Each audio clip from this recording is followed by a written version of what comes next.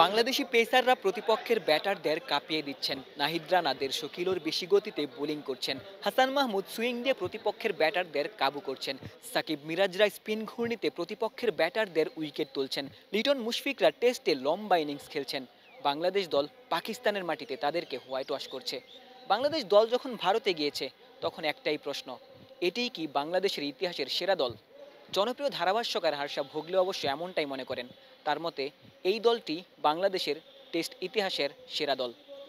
নিজের ইউটিউব চ্যানেলে হার্ষা ভোগলে বাংলাদেশ স্কোয়াড নিয়ে বিশ্লেষণ করেছেন। তিনি জানিয়েছেন, বাংলাদেশের যেই পেস আক্রমণ সেটি এই মুহূর্তে বিশ্ববাসীর নজর কেড়েছে। নাহিদ রানা ইমপ্রেসিভ বোলিং করেছেন। হাসান মাহমুদের দুর্দান্ত বোলিংও তার নজরে এসেছে।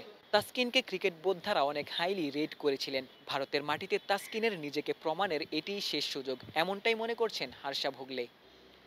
বাংলাদেশের লম্বা ব্যাটিং লাইন আপেরও প্রশংসা করেছেন হার্ষা, যেখানে লিটন মুশফিকের মতো প্রপার ব্যাটাররা রয়েছেন যারা লম্বা ইনিংস খেলছেন।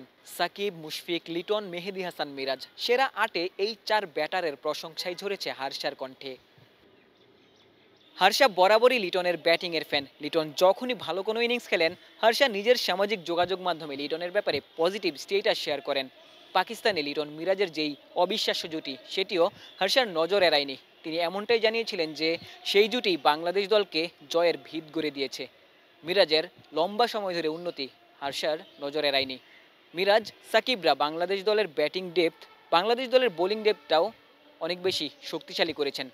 তার মতে বাংলাদেশের ব্যাটাররা সাকিব আল হাসান, মুশফিকুর রহিম, লিটন কুমার দাস, মেহেদী হাসান মিরাজ ৫ থেকে ৮-এ যারা ব্যাটিং করেন তারা আসলে অনেক বড় নাম এবং তারা বাংলাদেশের ব্যাটিং লাইন আপটাকে অনেক বেশি শক্তিশালী করছেন। তবে বাংলাদেশের টপ অর্ডার চিন্তার কারণ। নাজমুল হোসেন শান্ত লম্বা সময় ধরে ফর্মের সাথে লড়াই করছেন। মমিনুল হক সৌরভ একমাত্র ক্রিকেটার যিনি টপ অর্ডারে ধারাবাহিক পারফর্ম করছেন।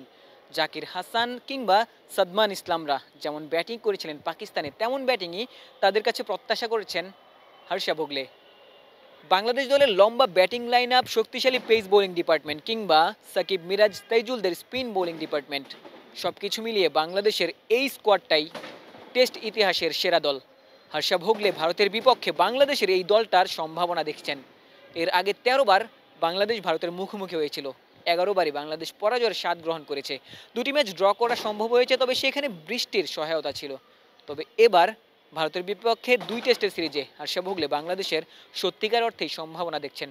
তবে অন্য যারা বিশ্লেষক রয়েছেন, অজয় জাদেজা কিংবা সৌরভ গাঙ্গুলি, তারা অবশ্য বাংলাদেশকে ছোট করে দেখছেন। ভারতের বিপক্ষে কোনো সম্ভাবনাই অবশ্য তারা দেখছেন না। পাকিস্তানের বিপক্ষে ২ ম্যাচের সিরিজে বাংলাদেশ যে ক্রিকেট খেলেছে, বাংলাদেশ যেভাবে ডমিনেট করেছে, নাজমুল হোসেন শান্ত তিনি মনে করছেন সেটি বাংলাদেশ দলকে দারুণ আত্মবিশ্বাস দিবে এই সিরিজে জয়ের ব্যাপারে, এবং বাংলাদেশের মানুষ অবশ্য বিশ্বাস করছেন ভারতের বিপক্ষে ২ টেস্টের সিরিজে অন্তত একটা ম্যাচে বাংলাদেশ জয়ের দেখাটা পাবে। গোলাম সারোয়ার, ক্রিকেট ৯৭।